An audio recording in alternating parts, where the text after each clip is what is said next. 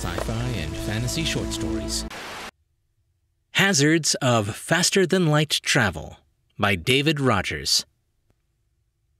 Nobody had heard from the Nostromo, an FTL ship designed for exploration and stellar surveys, for months. Repeated subspace radio messages went unanswered. The Nostromo had been sent on what should have been a routine observe and report mission to the star system HR 8210, also known as IK Pegasi. The system was of interest because it was a close binary that varied in luminosity. From Earth, for those with sharp eyes and a view far from city lights, IK Peg appeared as a sixth magnitude star, just barely visible to the unaided eye. I was commissioned to command the Schiaparelli to go and investigate. There are a lot of hazards to FTL travel, including some they don't tell you about in engineering and command school. One of them is boredom. Even at FTL speeds, the trip of 150 light-years to HR 821 takes long enough so you find time on your hands. Barring the unexpected, the crew has days or weeks with nothing urgent to do. My favorite way to relax is to watch old science fiction movies and TV shows, cheesy aliens, space opera, and so on. The less realistic, the better. I'm not one to worry about scientific accuracies in shows that are clearly presented as fiction. So what if the spaceship goes whoosh as it zips past the screen? It's not a documentary. So what if it's ridiculous to think all intelligent extraterrestrials are fluent in Earth languages? If you'd wanted to read subtitles, you'd just get the book. Or my favorite false trope, the young couple on their blanket on the grass, taking in a romantic view of the night sky.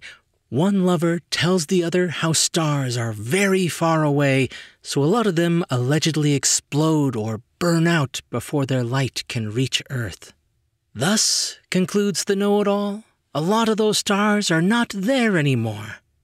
In reality, the bright stars you see with the unaided eye are a few dozen or a few hundred light-years away, too far to ride your bike, but 100 years is a microsecond in the life of a star. You can rest assured they are mostly all still right where you left them last time you looked. But who cares? It's entertainment, and we all know what the young couple really have on their minds. It has little to do with how fast hydrogen atoms fuse into helium atoms. Another hazard of FTL travel is, to put it simply, you can't see where you're going. Or you can, of course, but it may not look the same when you get there as it did when you started. The physicists will tell you all about it, if you ask, using math normal people don't understand. What it comes down to is, if you go somewhere a light year away, but you take only a week to get there, that's over 11 months of changes at your destination that you couldn't see before you started. A lot can happen in 11 plus months. I know, it gives me a headache too. That's why I run the ship and leave numbers for computers and the people who love them. The time hazard is minimal if your course is carefully plotted in advance, before you push the FTL button. You can't know for certain what you'll find on the other end, but you can predict with confidence. It's like looking both ways in your car before you pull out in traffic. Did someone ask about best-laid plans? Our first clue came when we were less than half a light-year from our destination.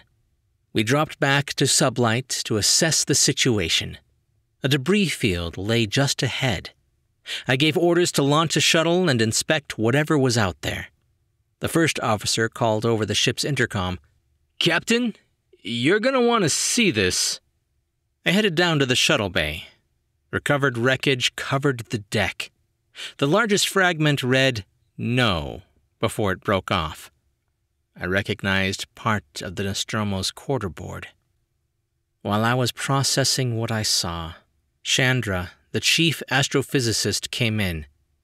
"Afraid I have more bad news, Captain," she said. "IK Pegasi is not what we thought. Not at all. We would have known what to expect if we'd intercepted messages the Nostromo had sent before it was destroyed. You can't receive subspace messages when you're traveling at FTL speeds, though.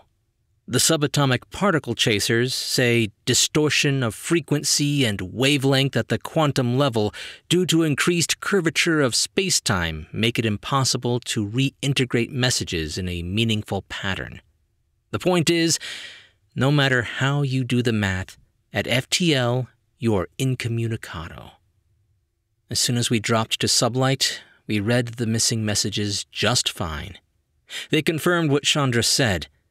The Nostromo had arrived just in time to see the main sequence component of IK-PEG blow itself to bits, taking its incredibly massive, compact dwarf companion star with it. Of course, that explosion shredded the Nostromo, too. Marconi, our communications chief, says the Nostromo's last transmissions were trapped by the ridiculously powerful gravitational field of the black hole and are likely to echo around the event horizon for millennia.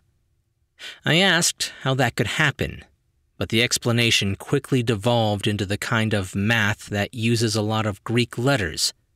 I didn't really follow it. The supernova's initial shockwave has dissipated enough that we survived. Barely. Just long enough to face the inevitable. Nothing is left of the system but the expanding planetary nebula of debris. Nothing except the black hole that is slowly but surely dragging us toward its center. Not even the FTL drive is powerful enough to pull us away. Marconi tells me the black hole distorts ordinary transmissions directed away from the singularity worse than FTL travel, but they think they might get a short message out. By focusing the signal to a tight beam and shooting it around the circumference of the event horizon, they can harness gravitational energy from the singularity. Thus, the signal should be amplified 1,000-fold. "What would you like the message to say?" they ask. "The shorter and simpler it is, the better its chances of getting through." "In that case, make it just 4 words," I say. "Don't come after us." 2 lost ships are enough. No need for a third. I also give them a more detailed version to send after the first, in case our luck holds out that long. If you're reading this, it means we got lucky. I guess I should have paid better attention to those TV tropes, even the silly ones. I might have seen this coming.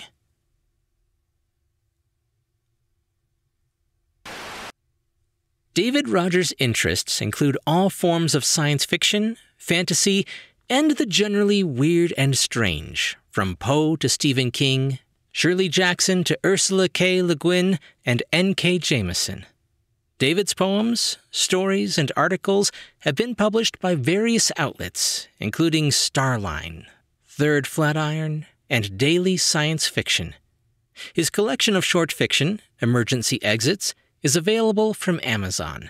His novel, The Artifact, is forthcoming in the spring of 2023. More at davidrogersbooks.com. Hey guys, I hope you liked that story. I know the plots aren't even remotely similar, but reading this really makes me want to go and watch Event Horizon. I haven't seen that movie in probably about a decade. There's just something about sci-fi tragedy, I guess. As much as I love space and all things space-related, I would never want to go there. Anyways, if you guys like the story, be sure to leave a thumbs up and a comment if you're on YouTube. Or if you're listening to the podcast version, just be sure to subscribe for more brand new short stories. I'm Chris Herron, and that's it for today's Tall Tale TV.